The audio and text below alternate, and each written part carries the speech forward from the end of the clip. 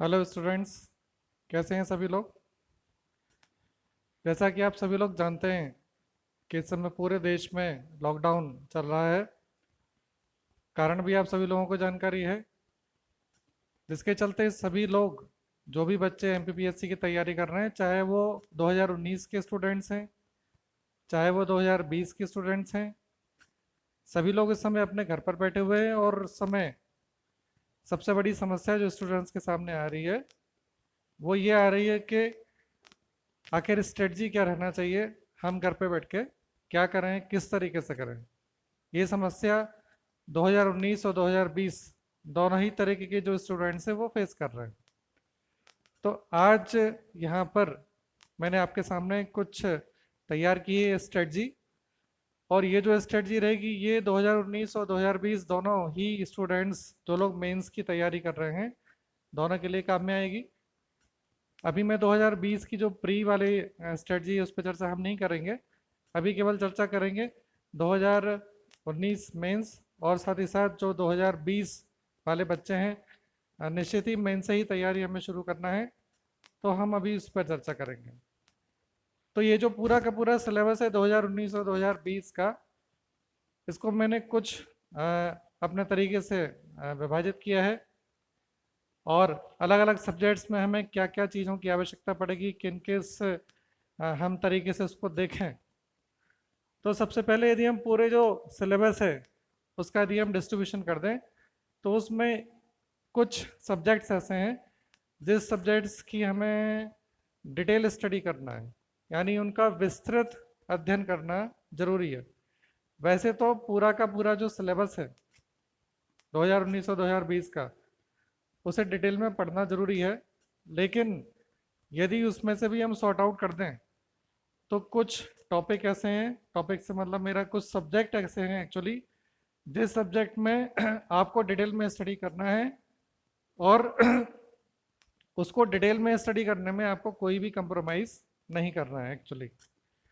ये जो सब्जेक्ट हैं ये हैं इतिहास, भूगोल, संविधान और राजनीतिक व्यवस्था।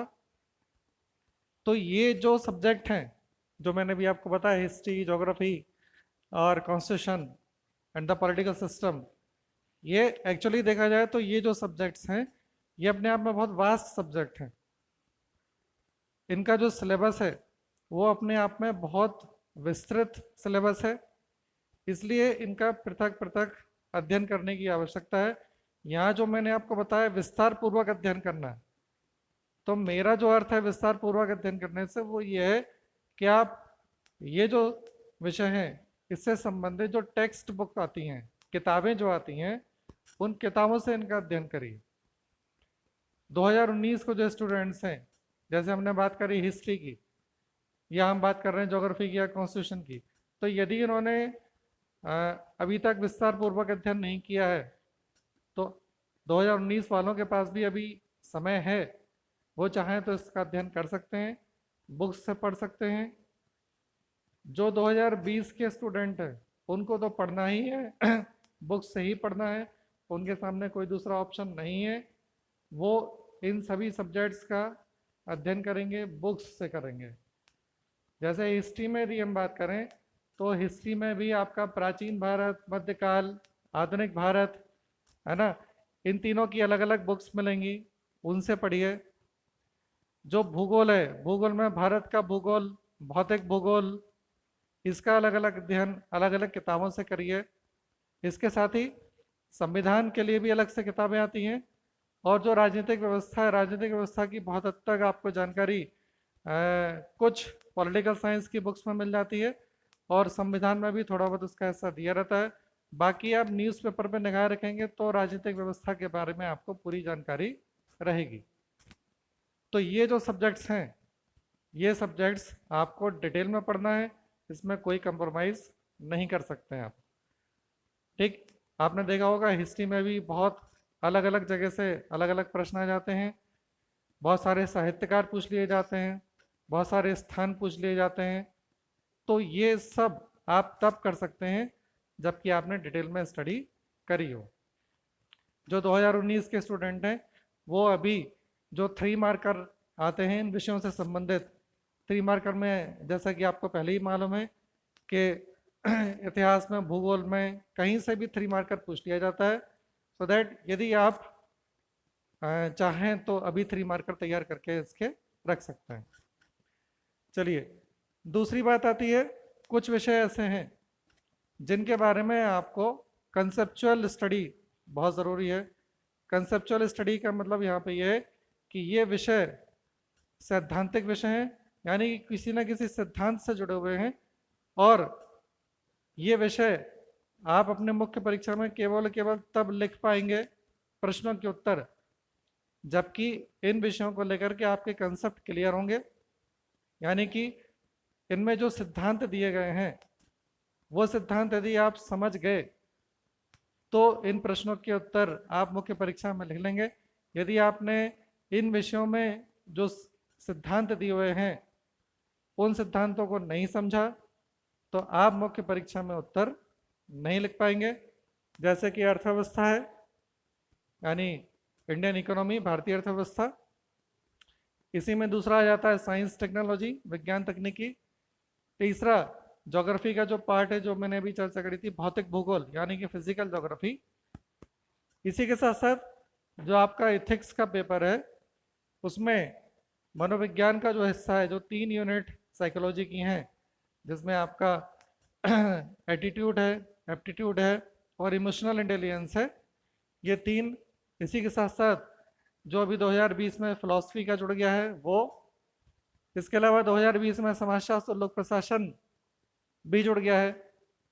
तो ये जो विषय हैं ये सारे के सारे विषय सिद्धांत के साथ जुड़े हुए हैं। यहाँ पर टर्मिनोलॉजी कहीं ना कहीं आपको मिलेगी, जैसे अर्थव्यवस्था में आपको बहुत सारी टर्मिनोलॉजी मिलेगी। जैसे यदि आपसे एक प्रश्न यदि ये किया जाए कि जो अभी पूरा विश्व, या हमारे, चलिए अभी हम देश की चर्चा कर रहे हैं, हमारे जो पूरा का पूरा देश है वो इस समय बहुत आर्थिक संकट से गुजर रहा है कोरोना महामारी के चलते। जब ये महामारी समाप्त होगी तो हमारे यहाँ की हमें किस आर्थिक समस्या का सामना करना पड़ सकता है? क्या वो आर्थिक समस्या मुद्रास्फीति यानी इन्फ्लेशन की रहेगी, या फिर वो आर्थिक समस्या आर्थिक मंदी, रिसेशन की रहेगी? क्यों रहेगी? इसको कैसे दूर करेंगे? ठीक, तो जो ये प्रश्न मैंने भी आपसे पूछा, ऐसे बहुत सारे प्रश्न बन सकते हैं। आपने अर्थव्यवस्था के पेपर में देखा होगा, ऐसे कई सारे प्रश्न बनते हैं। तो आप अर्थव्यवस्था के पेपर को तभी डील कर पाएंगे जबकि आप उसके सिद्धांतों को अच्छी तरह से समझ लें। इसलिए सिद्धांतों को समझना इसमें आवश्यक है। ऐसे ही कंडीशन साइंस टेक्नोलॉजी की है। साइंस उन लोगों के लिए बहुत महत्वपूर्ण हो जाता है विषय जिन लोगों का ग्रेजुएशन में बैकग्राउंड साइंस का नहीं रहा है। उनको बहुत ज़्यादा ज़रूरी है कि वो साइंस को बारीकी से समझें। साइंस पूरी तरीके से सैद्धांतिक है। यदि आपने इसके कंसेप्ट नहीं समझे, चाहे वो न्यूटन का सिद्धांत है, चाहे गति के नियम, चाहे बल का सिद्धांत, चाहे वो कुछ भी हो, यदि आपने इसके सिद्धांतों को नहीं समझा तो आप इसमें नहीं लिख सकते। इसलिए इसके सिद्धांतों को समझना आवश्यक है। फिजिकल ज्योग्राफी में भी बहुत सारे सिद्धांत हैं, और आप मेंस के पुराने पेपर उठा के देखेंगे तो फिजिकल ज्योग्राफी से कंसेप्चुअल बहुत सारे प्रश्न आए हुए हैं, और इन प्रश्नों का उत्तर आप तब लिख सकते हैं जबकि आपको वो कंसेप्ट क्लियर हो तब। ठीक, इसी प्रकार से जो मैंने आपको बताया, मनोविज्ञान, दर्शन शास्त्र में बहुत सारे दार्शनिक है। जैसे 2020 में आपको दार्शनिक में शंकर जुड़ गए हैं, तो शंकर के बारे में आप, शंकराचार्य जिनके बारे में चर्चा कर रहे हैं, तो शंकर के बारे में आप केवल तभी लिख सकते हैं जबकि आपको उनका पूरा का पूरा जो दर्शन है वो समझ में आ जाए। आप यदि ये सोच रहे हैं कि आप उसको रट लेंगे और रट करके कर लेंगे तो थोड़ा समस्या हो सकती है आपको।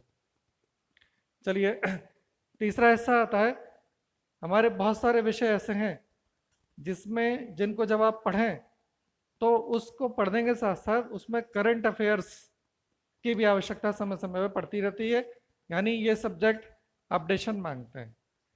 इसमें सबसे पहले इकोनॉमी आ जाता है। इकोनॉमी एक ऐसा सब्जेक्ट है जो दिन प्रतिदिन बदलता है, यानी जब भी कोई भी नई घटना होगी इसमें, जैसे कि अभी वित्त मंत्री ने आर्थिक पैकेज लॉन्च किया है, वो कहीं ना कहीं आर्थिक सुधार का एक हिस्सा है। तो वो लेटेस्ट है। तो अर्थव्यवस्था एक ऐसा विषय है जो दिन प्रतिदिन अपडेशन को मांगता है, इसलिए करंट का ज्ञान होना ज़रूरी है।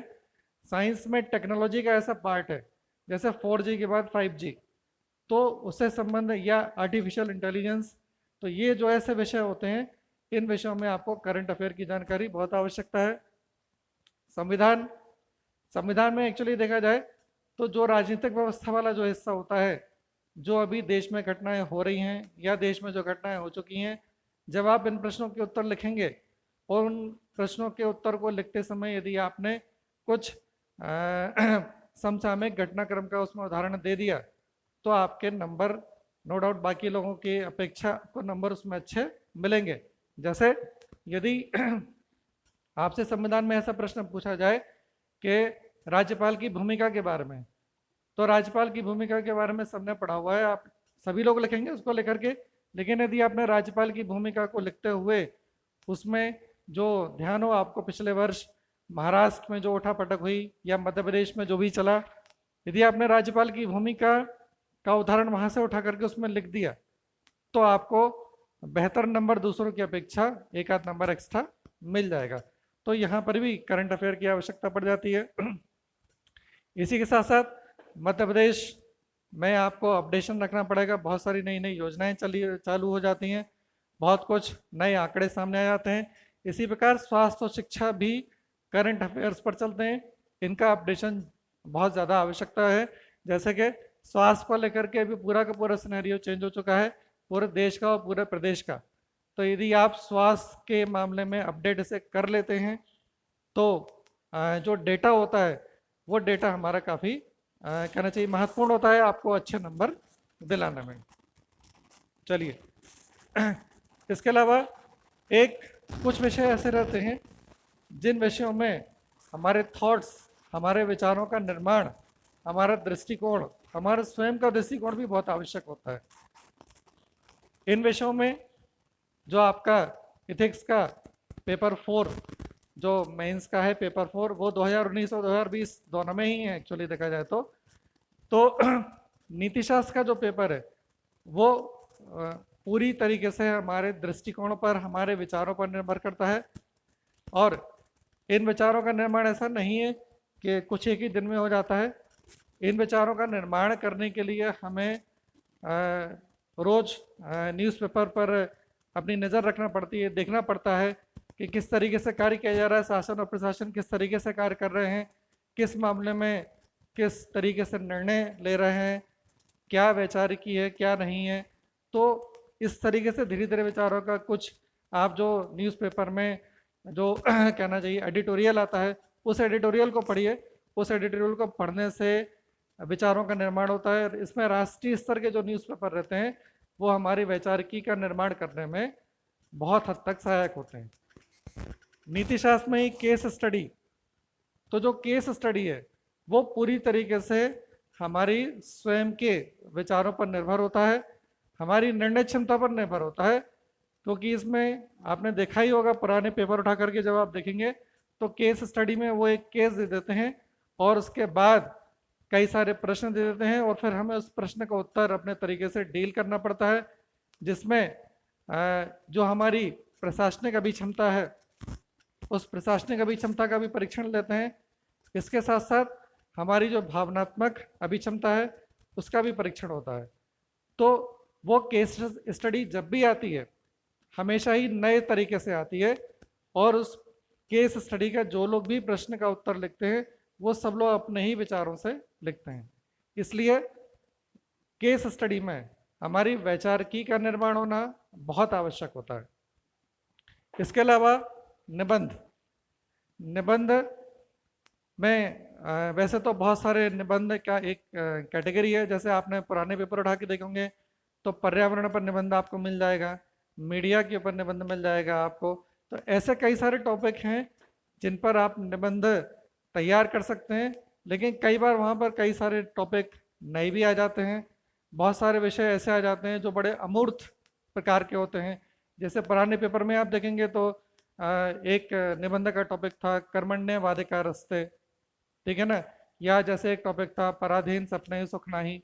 तो ये जो विषय हैं इन विषयों पर आप बिना वैचारिकी का निर्माण किए हुए नहीं लिख सकते हैं।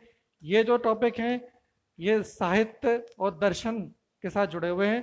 तो यदि निबंध के क्षेत्र में आपको अपनी वैचारिकी का निर्माण करना है तो आपको कहीं ना कहीं साहित्य को पढ़ना पड़ेगा, जो दर्शन है उस दर्शन को भी आपको पढ़ना पड़ेगा। इसके अलावा कुछ विषय ऐसे रहते हैं जिन विषयों में, जो विषय में रटे हुए होना चाहिए, है ना। हालांकि वैसे देखा जाए तो आपको सब कुछ याद करना आवश्यक है, लेकिन कुछ विषय ऐसे हैं जिनमें बहुत अधिक सिद्धांतों की आवश्यकता नहीं पड़ती है और उनको आप यदि अपने नोट्स से भी यदि याद करते जाएंगे तो उसमें भी आपका काम हो जाएगा। जैसे मध्य प्रदेश है, मध्य प्रदेश में कोई बहुत बड़े कंसेप्ट नहीं है, आप उसको याद करेंगे, जितना अच्छा याद होगा आप उतना अच्छा वहाँ पर लिख सकते हैं। हाँ, उसके साथ साथ करंट अफेयर भी उसमें ज़रूरी है। मध्य प्रदेश के अलावा हिंदी हो गया, इसके अलावा जो एक्ट है 2019 में, एक्ट है 2020 में तो बाहर है वो, तो 2019 के बच्चे भी यदि आप एक्ट में कुछ हिस्सों से ही प्रश्न आते हैं उनको यदि आप उठा लेंगे, उनको आप याद कर लेंगे तो आप फटाफट उसका आंसर लिख सकते हैं।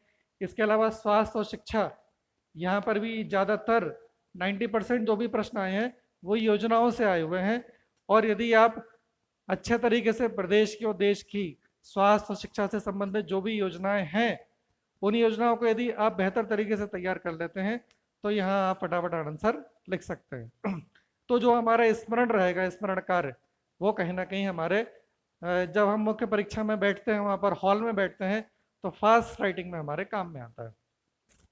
ये एक्चुअली देखा जाए तो आधारभूत कार्य थे जो मैंने भी आपको बताया ना, ये सब आपके फंडामेंटल वर्क है, यानी इसकी आपको आवश्यकता है। सबसे पहले आप ये कर लेंगे, यदि आप ऐसा कर लेते हैं तो मान के चलिए आप मेंस देने के लिए तैयार हैं।